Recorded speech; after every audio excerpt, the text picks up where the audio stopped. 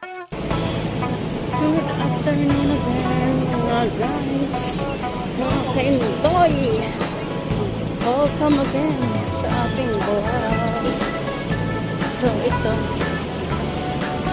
naglalakad tayo papuntang Maxi Pier, pero shortcut na tayo. Shortcut tayo dito sa may MC. Ang baha. Shortcut tayo dito sa MC Home para mabilis.